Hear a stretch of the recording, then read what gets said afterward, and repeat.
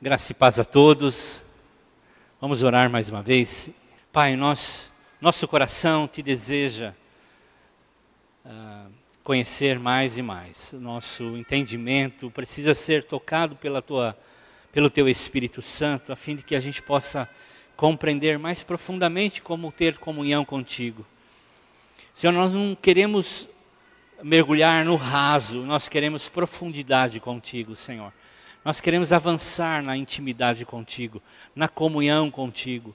Senhor, porque nela nós descobrimos a nossa vida, a nossa identidade, o nosso destino e a nossa missão. Por isso, Senhor, que nessa noite um pouco mais daquilo que o Senhor tem para nós, continue sendo derramado nos nossos corações pela uma obra do Teu Espírito Santo. Em nome de Jesus. Amém. Vamos ler alguns textos e o tema dessa noite é sede pela presença de Deus. 4 textos rápidos que vão embasar aquilo que eu gostaria de conversar com os irmãos. Quero fazer uma conversa com os irmãos a respeito desse tema. Sede pela presença de Deus. O primeiro texto de Isaías 44, verso 3, fala assim, uma profecia a respeito do derramar da presença de Deus. Porque eu derramarei água sobre o chão sedento e torrentes sobre a terra seca. Eu derramarei meu espírito sobre a tua posteridade e a minha bênção sobre os seus descendentes. Aí está uma profecia, uma palavra profética falando sobre o derramar de Deus, do seu espírito sobre os sedentos. O Salmo 42, há vários, eu escolhi um deles para esse tema. É o Salmo 42, 17, diz: assim como a corça suspira pelas cadeias de águas, assim por ti, ó Deus, suspira a minha alma tem sede de Deus, do Deus vivo. Também em João capítulo 7, versos 37 e 39, quando Jesus termina a festa, ele se levantou e disse em voz alta: se alguém tem sede, venha a mim e beba. Quem crê em mim, como diz as Escrituras, do seu interior fluirão rios de água viva. Isso ele disse a respeito do Espírito que estaria naqueles que crescem. E Apocalipse 22, 17, o último texto, a respeito também de sede, a respeito da presença do Espírito Santo. Ele diz assim: o Espírito e a noiva dizem, vem.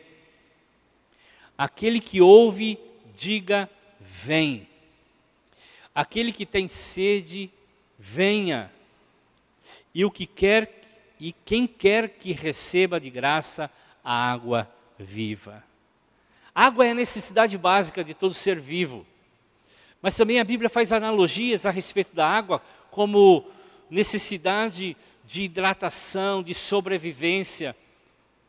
Fala do nosso relacionamento com Deus, da necessidade de Deus em todo momento. Sede pela presença de Deus é a necessidade básica de todo filho, de toda filha de Deus. Sede pela presença de Deus é fruto de um coração quebrantado e humilde. John Piper disse que só existe humildade na presença de Deus. Quando nós saímos da presença de Deus, acaba a humildade. Ela não existe mais. Humildade só tem a sua existência quando estamos na presença de Deus. Os discípulos entenderam isso e quando Jesus deu uma palavra a todos os que estavam seguindo, uma palavra dura, que levava eles a um comprometimento mais radical, mais profundo com Jesus, e ele vira para os discípulos, e vocês também não vão? E os discípulos falaram assim: Senhor, para onde nós vamos? Só o Senhor tem palavra de vida eterna. O ambiente que o Senhor trouxe para nós é um ambiente de eternidade. Aqui, nesse ambiente, nós sentimos a Tua presença, sentimos o céu na terra. O Senhor traz palavra eterna. O Senhor gera eternidade com as Suas palavras. E o salmista também disse que vale mais um dia na tua presença do que 1000 em qualquer lugar da face da terra. Então, quando temos sede da presença de Deus, e nós encontramos uma fonte inesgotável. Do que nós temos bebido? Do que nós temos bebido? A sede procede de um coração rendido e aberto para uma obra do Espírito Santo.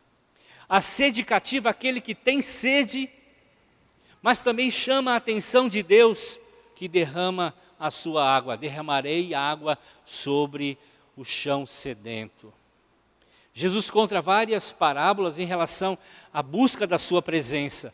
Uma ocasião ele chamou, contando uma parábola, ele disse que um colecionador de pérolas saiu ao mercado, encontrou uma pérola de grande valor. Ele então volta, vende toda a sua coleção para comprar aquela pérola. Ele também fala a respeito de alguém que, passeando num campo, descobre que naquele campo há um tesouro. Ele vai, vende tudo que tem, compra o tesouro, compra o terreno para que ele pudesse tirar de lá o tesouro. Então,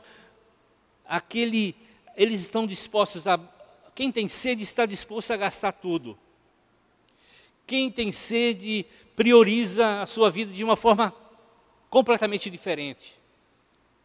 A visão muda e é orientada agora pelo Senhor e pelo seu reino.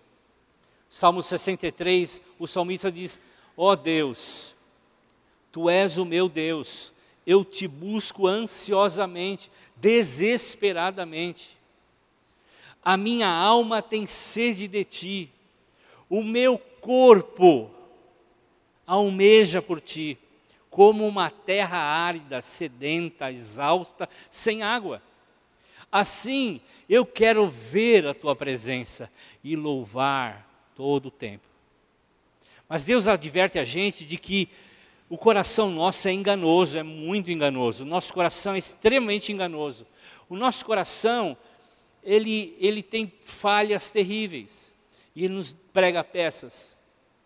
Às vezes achamos que nós somos saciados e estamos completamente secos. Provérbios 4, 23 diz: guarde bem o seu coração, porque dele procede as fontes de vida. E Jesus reforça isso em Mateus capítulo 15, quando diz: o seu coração precede os seus maus pensamentos. Então, quando nós temos sede, o nosso assunto principal muda. Mateus capítulo 12, verso 34, a boca fala do que o coração está cheio. O nosso assunto, as nossas conversas, nossos projetos mudam, porque o que enche o nosso coração determina o nosso destino. O que nós temos bebido. João 7, Jesus fala que quem bebe dele se torna uma fonte de água viva para outros. O que eu e você temos bebido vai determinar a fonte que vai fluir de nós. Então, do que nós temos tido sede? Nós somos orientados pelo que nós bebemos. E existe muita bebida por aí. E ela está disponível de muitas formas para a vida da gente. As distrações da vida, as demandas excessivas, os drenadores de energia. São bebidas que nós constantemente estamos bebendo, tomando, e elas aparentemente saciam nossa fome, ou a nossa sede. Mas elas enganam a nossa consciência espiritual. Somente em Deus, somente na presença de Deus, de fato, nós podemos ser saciados. Nós confundimos as coisas, confundimos vida religiosa e coisas que nós podemos fazer para Deus com vida na presença de Deus. A bebida da religião é uma anestesia que trabalha na nossa consciência. E isso nos leva à morte. Provérbios 27, 7 diz: quem está farto pisa no favo de mel, mas quem está com fome, até aquilo que é amargo se torna doce. Nós precisamos e necessitamos ter uma sede maior pela presença de Deus. A presença de Deus aviva o nosso coração. O avivamento não é algo extraordinário, não deve ser algo extraordinário na vida do cristão, deve ser algo normal por ele experimentar a presença de Deus. E perdemos muitas vezes a essência de quem somos por conta do que nós estamos bebendo. Perdemos a vida no reino, entramos no reino, mas perdemos a vida no reino por conta de bebermos qualquer outra coisa. Não vou arriscar falar sem ler. Existia no Japão, há alguns séculos atrás, uns monges que faziam automumificação. Eles eram chamados Isokonshibutsu. E esses camaradas, monges, eles ficavam ali numa ilha no Japão e chegava um momento da vida deles que eles falavam assim, bom, agora nós vamos partir para o além e precisamos então fazer uma automumificação. Como é que era feito? Eles entravam numa caverna, cavernas pequenas, onde uma ou duas pessoas apenas podiam entrar, e traziam algumas coisas para dentro da caverna, onde eles preparavam alguma bebida, e eles colocavam aquelas pedras ali naquela entrada daquela caverna, e fechavam aquela caverna, e começavam a beber um chá venenoso, com uma água daquela região carregada de veneno, cianureto, vinha da própria natureza. E eles tomavam aquele chá até se automumificarem.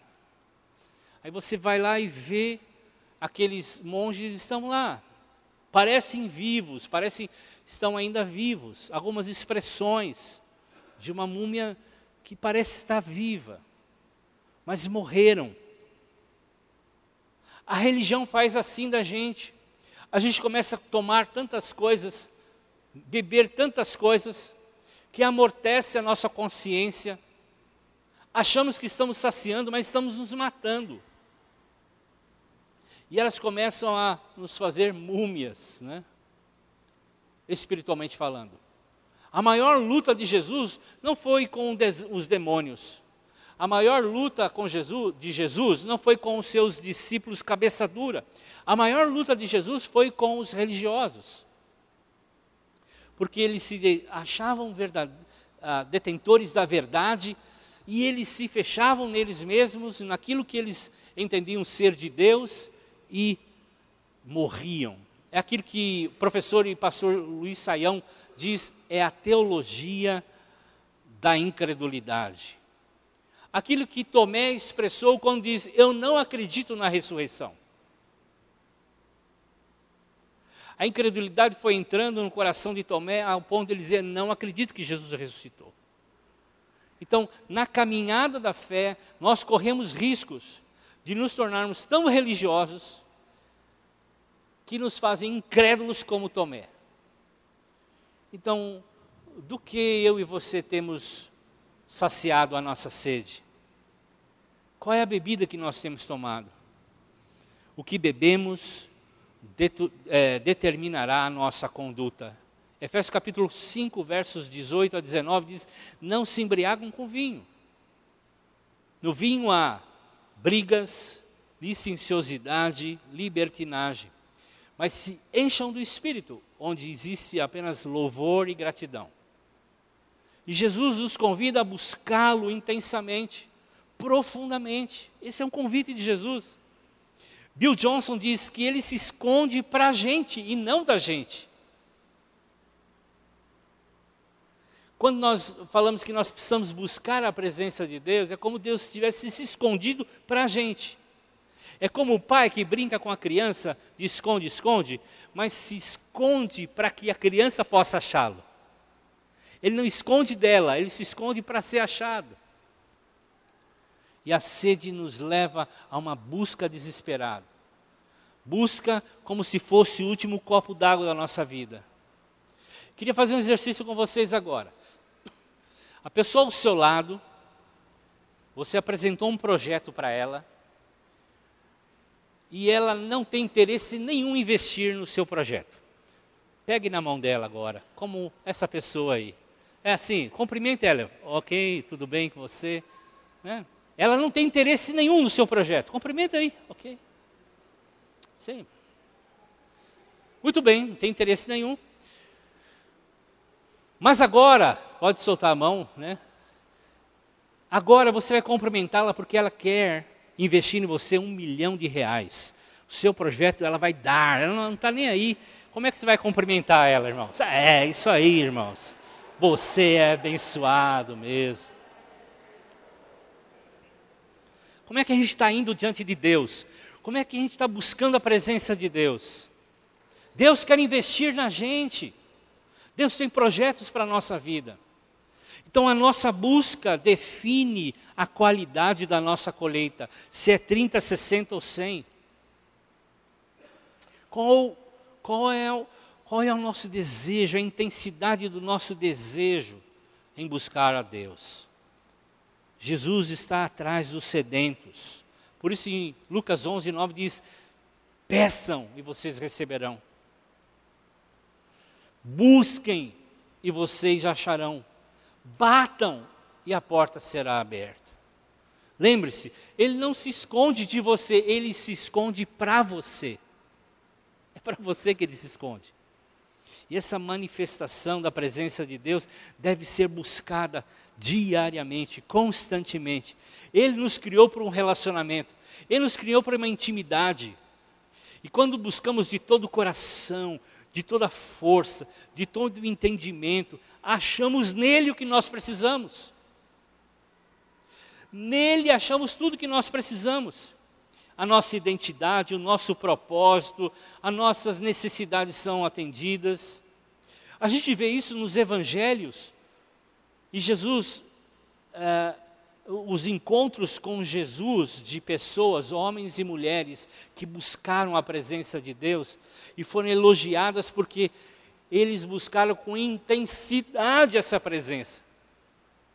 A gente encontra a mulher do fluxo de sangue, 12 anos sofrendo com o seu problema, gastou tudo que tinha, era uma pessoa socialmente descartada, ela não podia ter contato com ninguém, ela era uma pessoa também extremamente rejeitada.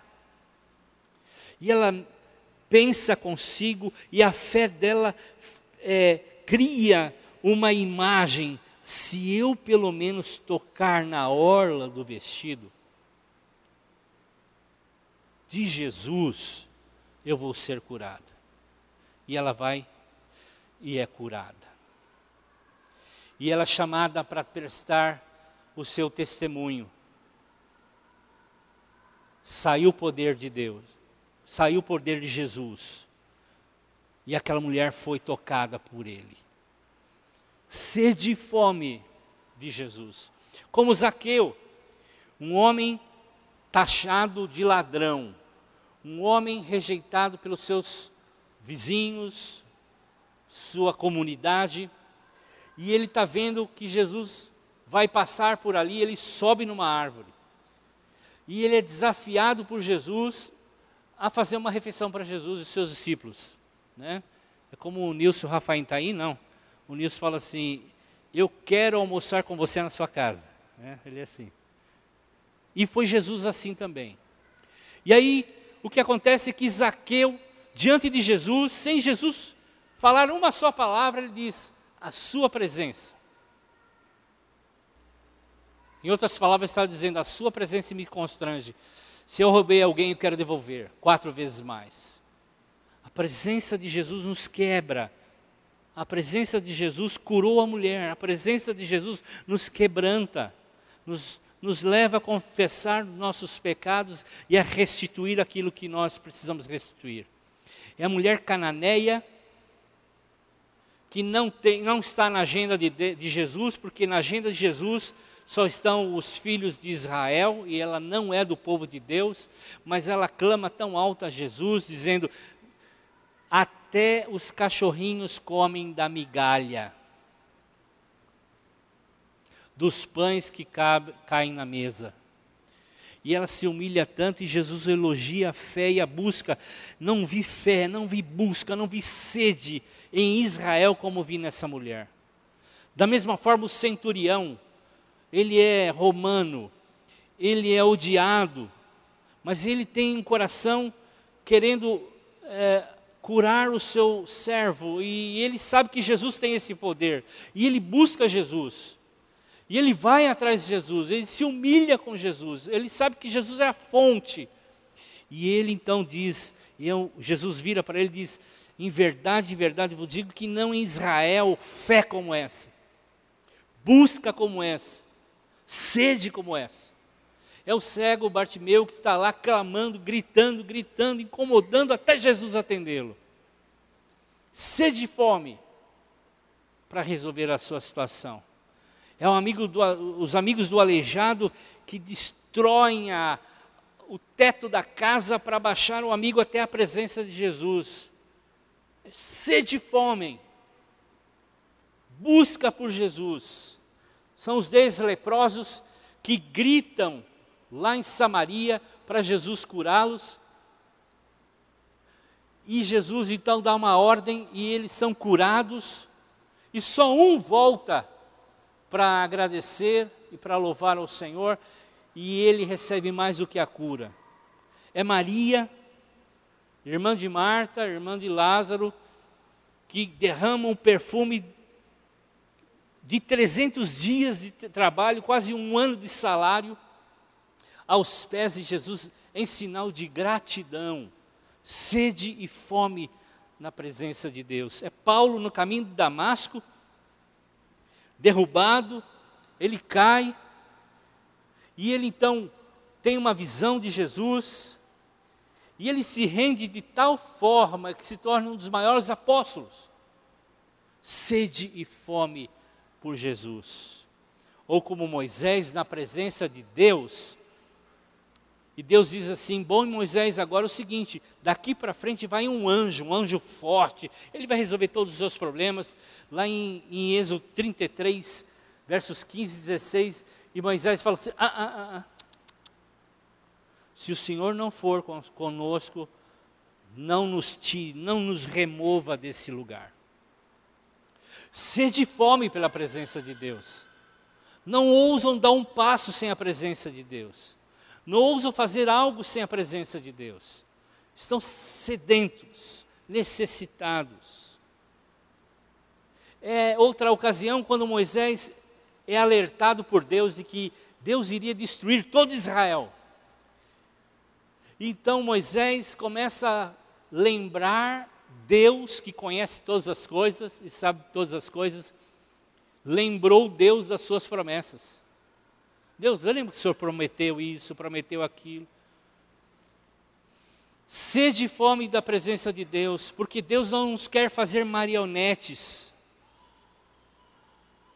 Deus nos criou e criou o nosso cérebro para pensar, para lembrar, para participar com Deus. Ele nos criou para um relacionamento, para uma intimidade. E por isso nós precisamos ter sede e fome da sua presença. Porque se simplesmente algo conectasse a nós, quando a bateria estivesse descarregada, nós seríamos uma máquina. Mas nós precisamos reconhecer a nossa necessidade e buscar a presença de Deus. Jesus lá em Mateus capítulo 5 diz, abençoado, alegre, feliz é aquele que tem fome e sede de justiça. Porque na presença de Deus nós somos abençoados. E muito abençoados.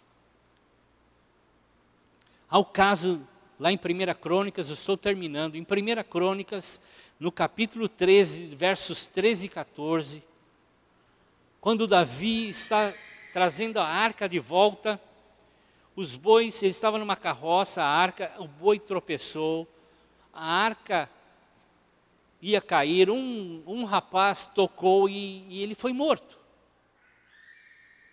E Davi ficou tão angustiado porque não sabia lidar com aquilo, não consultou Deus com aquilo, e ele pega a arca e leva para a primeira casa que ele encontra, Obed-edom. E a arca fica ali por 3 meses. E o texto diz que em tudo a casa e as pessoas de Obed-edom foram abençoados. A presença de Deus, que representava a arca, trouxe para a casa de Obed-edom bênçãos. 3 meses. Hoje nós somos o templo de Deus. Hoje nós temos a presença de Jesus na nossa vida. Mas como já falamos há tempo atrás, nós precisamos da presença manifesta de Jesus. É quando nós sentimos, é quando nós entendemos a nossa sequidão e necessidade. É quando nós trocamos a água e reconhecemos que é o veneno que nós temos tomado e não de fato a presença de Deus. Do que nós temos sede. A gente deve encontrar no nosso coração um lugar que ainda há possibilidade de arrependimento. Um lugar que ainda é possível clamar a Deus por mais dele. Não troque por nada, absolutamente nada, mesmo que para você seja a coisa mais importante da sua vida, não troque essa intimidade, não troque essa busca diária e constante pela presença de Deus. Esaú trocou, e ele tinha a bênção da primogenitura, a bênção da presença de Deus ele sendo o primeiro, receberia as bênçãos do primeiro. E ele diz, eu troco isso por um prato de sopa. E Jacó então recebeu a bênção do primogênito no lugar de Esaú. Veja bem, Hebreus capítulo 12 fala que ele depois caiu em si e tentou, através de muito choro, reverter a situação e não conseguiu. Não conseguiu.